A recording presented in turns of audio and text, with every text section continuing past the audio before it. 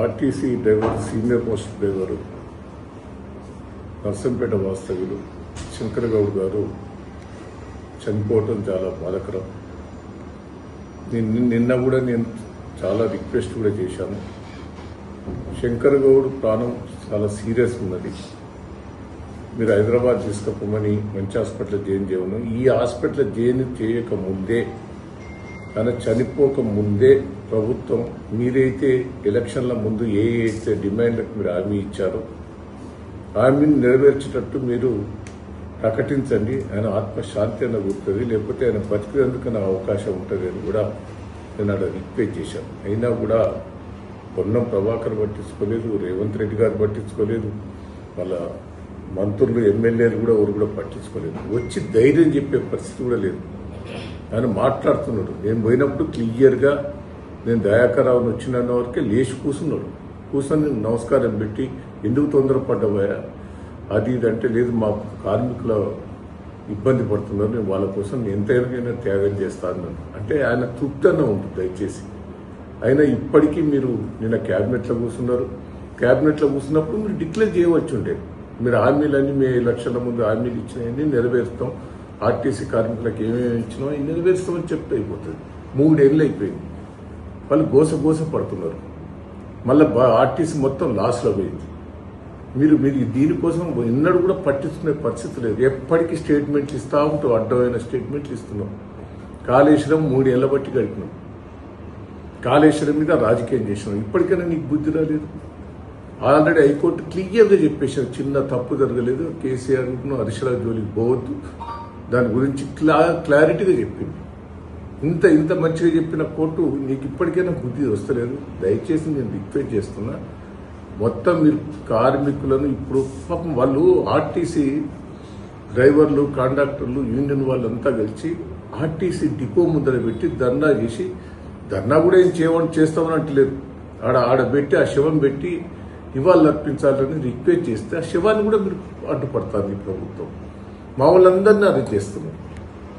ఇప్పుడు పెద్ద సుదర్శన్ రెడ్డి గారిని అరెస్ట్ చేసినాం, అందరినీ అరెస్ట్ చేస్తున్నాం. నన్ను అరుణ్ రమేష్ గారిని మా నాయకులందరినీ గృహ నిర్బంధన చేశాం. ఇది ఎంతవరకు సమంజసం?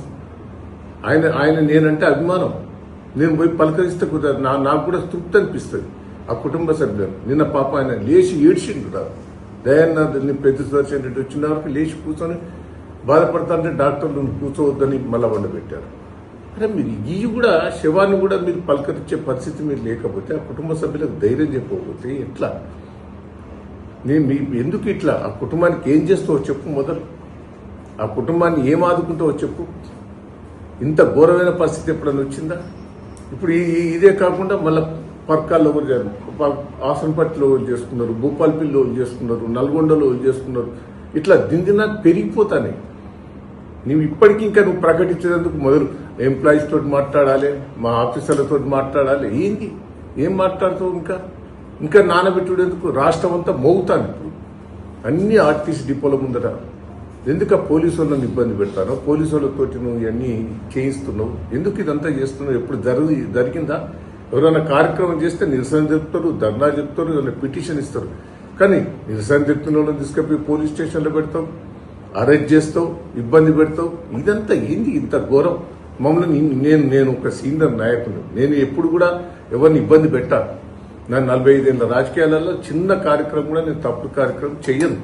మరి నన్ను ఇంట్లో కూడా మీరు అరెస్ట్ చేయటం ఎంతవరకు సమంజసం? ఇది పొద్దునే బయటకు పోకుండా ఏసీపీలు, సిఐలు, ఎస్ఐలు, కానిస్టేబుల్ 40-50 మందిని, నన్ను అరుణ్ రమేష్ ముఖ్య నాయకులందరూ పోయి, ఇప్పుడు గౌడ సంఘ వాళ్ళ కుటుంబ సభ్యులు కూడా ఉన్నారు, వాళ్ళ బంధువులు ఉన్నారు, వాళ్ళు కూడా పోదామనంటే గౌడ సంఘం అధ్యక్షులు ఉన్నారు, వాళ్ళని కూడా మీరు ఆపుతారు. ఎంతవరకు? దయచేసి నేను చెప్తున్నా, ఈ ప్రభుత్వానికి ఇంకా పొడిగిస్తే ఇంకా హీనమైన పరిస్థితి వస్తుంది. ప్రజలు తిరగబడి తన్నే రోజు వస్తుంది. ఆ తన్నకుండా చేయాలంటే ఇమ్మీడియట్ మీరు ప్రకటించండి, వాళ్ళ కోరికలను ప్రకటించండి. ఆ కుటుంబాన్ని సరే, ఆ కుటుంబాన్ని ఈ హత్య రేవంత్ రెడ్డి గారి ప్రభుత్వ హత్యే. ఈ హత్య రేవంత్ రెడ్డి గారి ప్రభుత్వం చేసిన హత్యే. ఇమ్మీడియట్లీ నేను ప్రజలకు కూడా రిక్వెస్ట్ చేస్తున్నా, ఏం చేసినావో ఆ పాపం అంతా ప్రజలు నీ మీద తీరుతారు. కానీ ఇప్పుడైతే ఆ కుటుంబాన్ని ఆదుకుంటావు, ఏం ఆదుకుంటావో చెప్పు, ప్రకటించు.